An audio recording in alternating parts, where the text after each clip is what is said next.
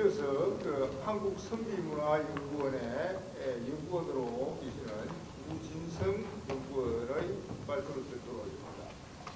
구진성 박사는 한문 전공으로 한문 해동을 아주 뛰어난 소장학자입니다. 아주 공부도 정치하게 잘 쓰는 그런 학교로 평가를 받고 있습니다. 구진성 박사의 발표를 듣도록 하겠습니다.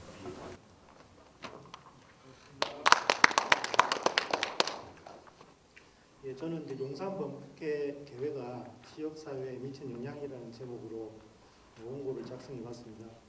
특히 이제 크게 두 부분으로 나눠가지고 첫 번째 용산범국회가 처음 시작할 당시에 인적 구성과 그들이 당시에 어떠한 상황에 처해 있었는지를 살펴보고요. 그리고 용산범국회가 이제 재편성될 당시에 어떠한 이념을 가지고 어떠한 지향을 가지고 다시 이제 조직이 됐는지를 살펴봤습니다.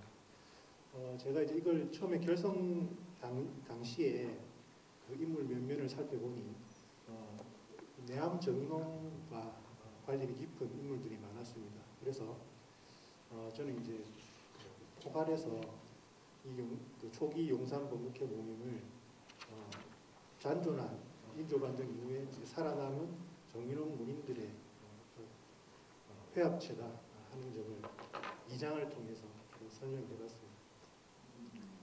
네, 그럼 조금 읽어가면서 설명을 드리겠습니다. 이 용산범국회는 어쩌면 이제 잊혀버릴지도 몰랐던 모임이었는데 이 당시에 이제 최연하자 모임에 참석한 분들 중에 제일 어린 그 팔송 정필탈 선생이 1636년 중양절 당시 거창군 가보면 용산이 낙모대에 있었던 모임의 전말과 당시의 광경을 기록으로 남겼습니다. 이 당시 동계 정원은 1530년 모친상을 당한 이후 묘소 근처에 용천정사를 지었는데 그 부근에 낙모대가 있었습니다. 이후 그 동계는 벼슬살이 중에도 용천정사를 자주 찾았고 이러한 배경 하에서 그가 중심이 된 용산범국회가 이루어질 수 있었습니다. 그렇지만 몇 달 뒤에 병자호란이 일어남으로써 모임을 지속할 동력을 상실한 것으로 보입니다. 용산범국회는 오랫동안 잊혀져 있다가 260여 년 뒤에 팔송 정필달에 우선 구제 정재성에 의해 기록이 발견되어 모임이 재결성되었습니다. 일제의 침략이 가속화되던 시점에 부활한 사실도 예사롭지 않지만 이에 적극 호응한 각 지방 후보들의 태도도 눈여겨볼 만합니다. 이 글에서는 우선 용산범국회가 이루어진 시대적 배경과 함께 당시 회원들이 처한 사항을 통해 초기 개회의 성격을 살펴보고 그리고 중단되었던 개회가 속개되었던 배경과 함께 그 지향점을 살펴보도록 하겠습니다. 먼저 1636년 중양절 당시에 참여했던 인원들의 현황과 그들의 처지에 대해서 살펴보겠습니다. 용산범국회의 존재는 팔송이 지은 용산범국회서를 통해 확인할 수 있습니다. 이 기록에 의하면 모인 인물은 138쪽의 표와 같습니다. 용산범국회 기록자 팔송은 모임이 열린 용산 출신으로 1633년 생원이 되었고 1645년 문과에 합격해서 예조자랑, 울진혈령 등 여러 벼슬을 지낸 인물입니다. 인조반정을 전후한 시기에 수학기를 보냈는데 이분은 같은 마을에 내암 정인홍의 문인 목의 문희가 거주하고 있었습니다. 팔송은 7, 8세 무렵 합천 야로에 동산 문경진에게 수학을 배웠고 12, 3세 무렵에는 진주로 능어방미를 찾아가 시경을 배웠고 인조반정 이후인 16세 때는 합천의 옥의 조정립에게 배웠습니다. 이 옥의 조정립도 용산범국회에 참여했는 이들은 모두 덕천성 원생록에 수록된 남명학파권 학자였으며 대체로 그 내암 정인원과 밀접한 관련을 맺고 있습니다. 그 다음 단락 보겠습니다. 어린 시절 이들에게서 배운 활성은 이후 정원에게서 동계 정원에게서 수학을 했습니다. 정원 또한 내암의 문인입니다. 다만 그 동계 정원은 영창대군 살해 사건과 관련된 문제로 인해 대국과 각을 세움으로써 기나긴 유배 생활을 겪어야 했습니다. 그렇지만 인조반정 이후 처형된 내암의 시신을 수습하고 제수를 보내기도 하는 등 스승에 대한 일기는 굳건했습니다.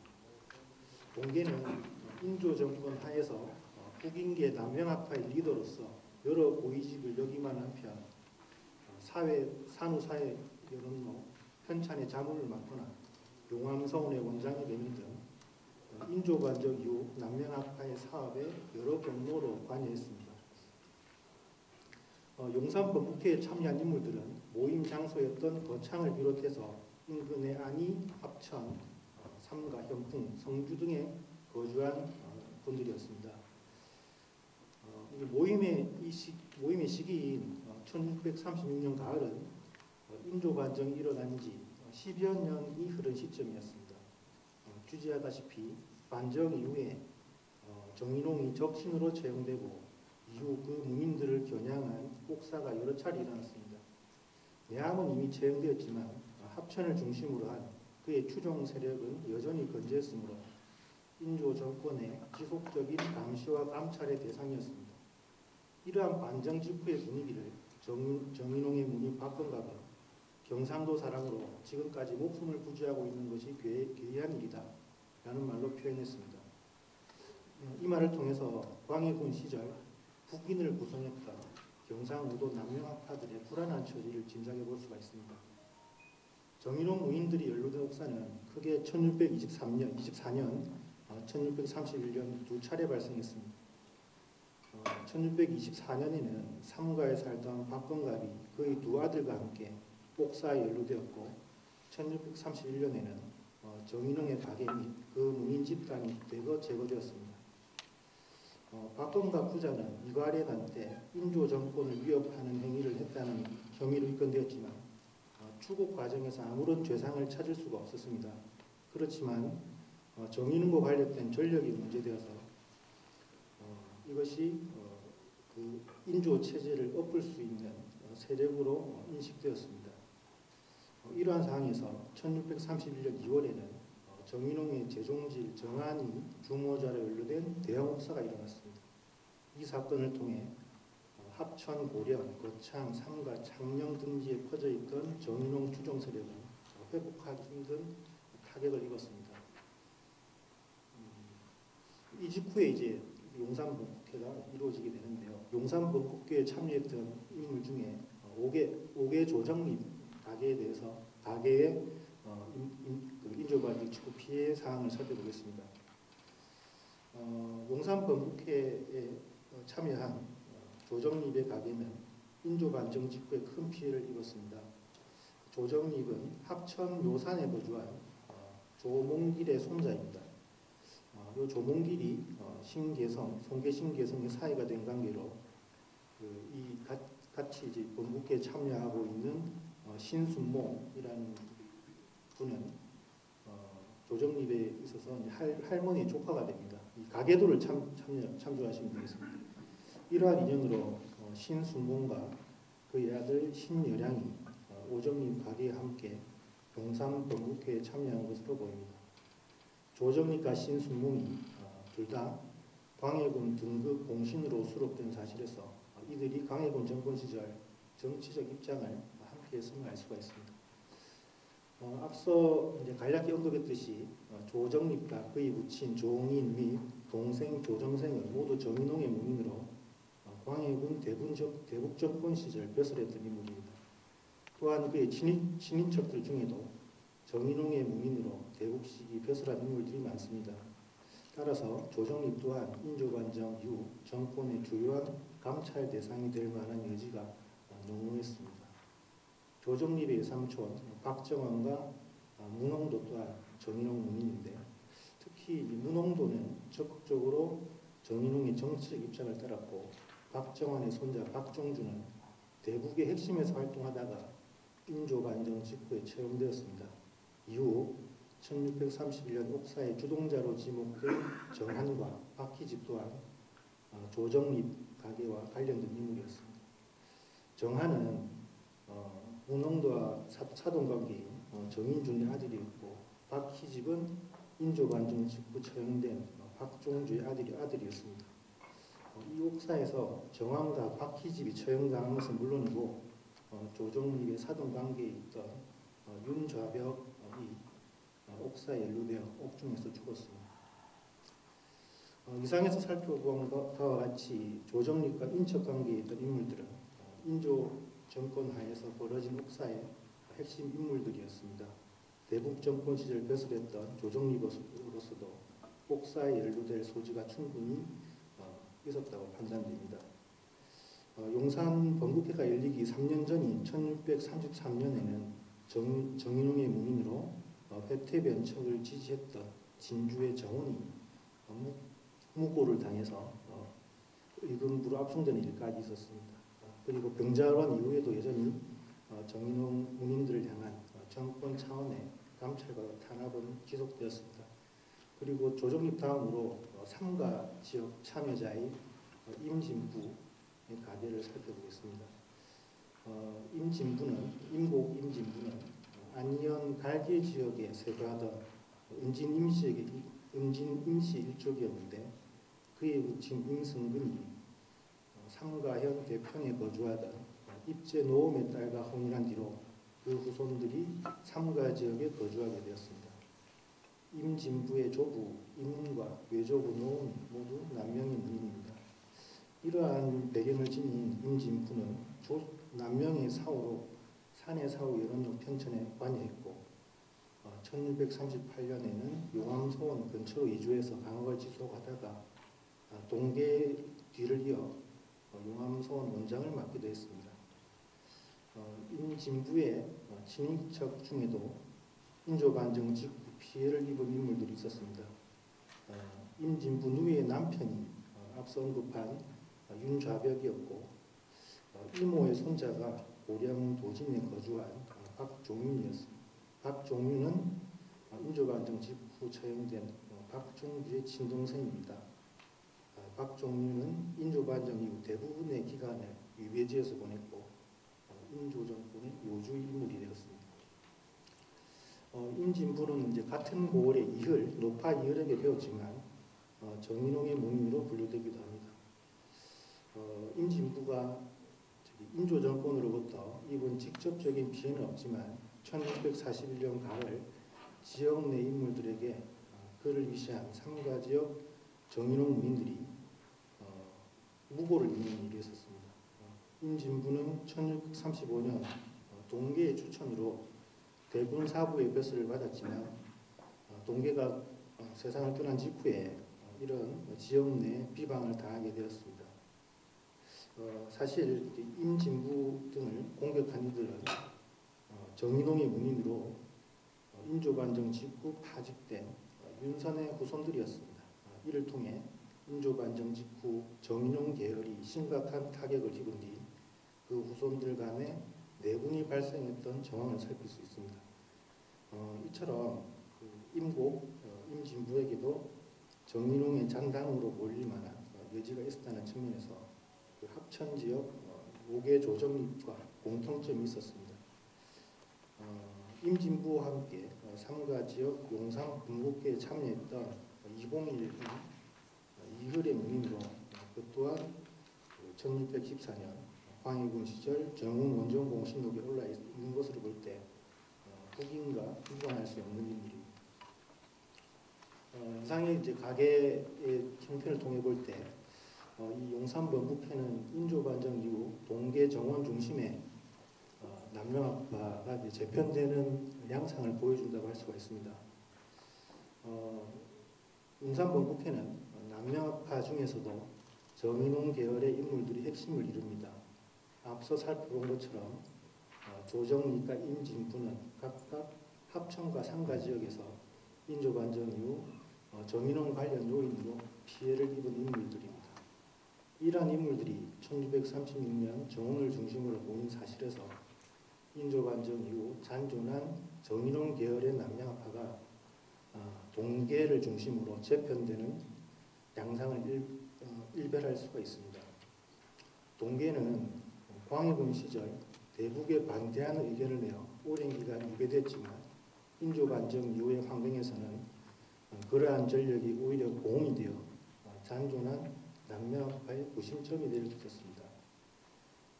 정호는 1614년 영창세군 사건의 처리를 두고 대북파와는 다른 의견을 냈고 이로 인해 제주도로 유배되기 이르렀습니다.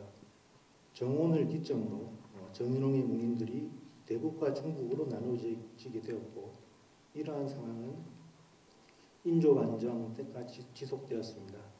그러다가 인조반정 이후 내함의 문인 중에 대북에 속했던 상당수의 인물들이 제거되는 상황을 맞게 되고 남은 문인들은 동계를 중심으로 모임을 형성했다고 보여집니다.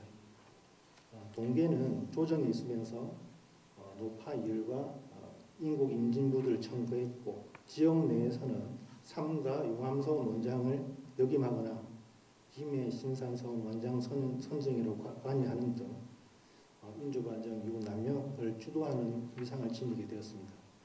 이를 통해 반정 이전까지 정인홍이 지녔던 남명학파 내에서의 위상을 동계가 대체했음을 알 수 있습니다. 이처럼 인조반정 이후 정원을 중심으로 남명학파가 재편되는 상황의 일면을 보여주는 모임이 용산광북회였습니다. 5개 조정립의 경우에 광해군 시절 대북적 색채가 뚜렷했지만 동계 등 참석자들과 유화가 몫을 올리고 있다는 사실에서 대북 중국을 막론하고 살아남은 정인홍 문인들의 적응 양상을 보여주는 모임으로 판단됩니다. 조정립 외에도 조정생, 신순모, 이봉인들도 대북 정권에 상당한 기여를 한 것으로 판단되는데 이들이 광해군 등극에 공로가 있는 인물들을 기록한 정운 원종 공신록에 이름을 올리고 있기 때문입니다. 이 정운 원종 공신록은 1614년 10월에 작성된 문건으로 세 등급으로 나누어 공신을 분류하였는데 앞서 언급한 인물들이 모두 1등에 수록되어 있습니다. 광해군 시기 정인홍이 지녔던 살림으로서의 위상을 고려할 때 공신록에 수록된 인물들 또한 정인홍과 무관할 수 없음을 짐작할 수 있습니다. 정인홍의 근거지였던 합천 삼가 출신의 인물들이 공신록에 이름을 올렸다면 정인홍의 의사에 반하는 인물일 리가 만무하기 때문입니다. 그렇지만 인조반정이 일어나면서 정인홍의 문인이었던 전력은 드러내지 말아야 될 과거가 되었습니다. 그리고 이러한 맥락에서 용산 범국회가 열린 거창 용산 지역은 잔존한 내한 문인들이 대북으로 활동한 전력을 희석하기 위해서 적당한 곳이었습니다. 이곳에는 동계의 용천정사가 있었을 뿐만 아니라 중국의 입장에 섰던 모계 문의가 태어나서 거주하던 곳이기도 하였습니다. 모계 문의는 영창제군 관련한 정원의 입장을 지지했고 이 때문에 대북파의 탄핵을 받은 인물이었습니다. 이들의 반대북적 전력으로 인해 용산은 인조 정권 하에 정인홍 문인들의 안전이 어느 정도는 보증되는 장소가 되었지 않나 생각이 됩니다. 이와 같이 인조 정권 하에서 동계가 지녔던 정치적 위상으로 인해 용산 북국회가 성립한 것이지만 그가 일생에 걸쳐 발휘했던 저리 또한 그가 남명학파의 구심점이 되는 주요한 원인이었습니다. 동계가 일생에 걸쳐 발휘한 저리는 학문의 철두철미한 실천에서 비롯한 것이었고 동계는 조식이 남명이 그 정점의 경지를 이루었다고 인식했습니다. 따라서 남명 학문의 핵심적인 계승자가 되기에 부족함이 없었고 당대 남명학파의 존주가 될 충분한 역량을 갖추고 있었습니다. 그렇지만 인조 반정이 일어나지 않았다면 대북 정권 하에서 동계가 언제 해배될지 알 수 없는 상황이었으므로 용산 광복회는 민조 정권 하라는 특수한 시대 상황을 배경으로 성립된 것입니다. 이 상을 통해 용산 광복회가 잔존한 정인홍 계열의 연합체적인 성격을 지니고 있다고 하는 가설은 여기에 참여한 인물들의 후손에 의해 1728년 무신난이 주도되었던 사실에서 어느 정도 증명된다고 생각이 됩니다. 인조 정권의 가장 적대적이면서도 강성한 세력을 지녔던 정인홍 그룹들은 반종 직후 10여 년간의 옥사를 통해 재기불능의 상태가 되었습니다. 이러한 피해 축소청에서 살아남은 정인홍 문인들 또한 겉으로는 용산 분국회와 같은 모임을 통해 적응을 모색했을 것이지만 부당한 정권 찬탈에 대한 분노는 없어질 수 있는 게 아니었다고 생각됩니다. 더군다나 그들의 스승 정인홍은 임진왜란의 전쟁 영웅이자 남녀학파의 영수였으며 광해군 정권의 살림이었습니다. 그다음 이제 용산 번국회 재결성과 그 의미에 대해서 간략히 살펴보겠습니다. 이제 147쪽에 아래 이 용산 번국회는 이제 구제 정재석이라는 분에 의해서 제조직이 되는데요. 이분은 그 용산 출신으로 팔송 정필탈의 후손인데 147쪽 아래 이분의 그 일제 말기의 행적에 대해서 그 이분 행록에 있는 내용을 간략히 정리를 했습니다. 이분은 이제 일제 시대 때 무너져가던 조선의 현실을 구제하기 위해서 자신의 처지에서 최선의 노력을 다할 기울인 인물입니다. 정재성이 벼슬을 하고 있을 당시 조정에서 국본을 좌우하고 있던 일본 사신들을 차마 지켜보지 못하고 그들을 목별 것을 요청했고 이후 일산의벽을 당하자 스승 곽종석을 도와 상소를 올리는데 주도한 인물입니다. 그리고 곽종석의 명으로 국채보상을 하기 위한 활동에 나서기도 했고요. 그리고 1907년 고종을 강제로 배임시킨 신하들을 향해 날선 비판을 쏟아내기도 했습니다. 이러한 이분의 이제 행적이 용산 번국회로 이어지게 되었다는 내용입니다. 그리고 149쪽 아래 인용문은 이분이 이제 용산 번국회 의의에 대해서 설명한 부분인데요. 이 기록을 보면 이분의 입장에서 당시 1636년 병자호란 당시의 용산계의 의미는 결코 유흥을 위한 자리가 아니었다는 점을 강조하고 있습니다. 사실 이제 앞서 그 팔송 정필탈이 쓴 서문은 참여자 개개인의 학문적 지향이나 괴의 취지를 제대로 설명하는 구절은 찾기가 힘듭니다. 그리고 이제 이 글에는 당시의 풍광을 탐미적인 필치로 그리는 구절이 많습니다. 그렇지만 이 정재성은 1636년 중량절 당시의 괴의 성격을 우국지사들의 모임과 같은 분위기로 묘사하고 있습니다. 이는 다분히 일제강점기 상황하에서 정재성 본인이 지녔던 의식과 관련이 있습니다. 병자호란 당시 동계가 보여주었던 빛나는 절의와 기계를 찬양하였고 여타 참여자들의 대명의리를 지켰던 측면을 강조함으로써 일제강점기를 사는 유자가 지향해야 될 부분을 드러내고 있다고 생각합니다. 그리고 이제 이분 용산 번국회 대표 명의로 그 연우 곽종석 선생님 돌아가셨을 적에 제문을 지은 게 있는데요.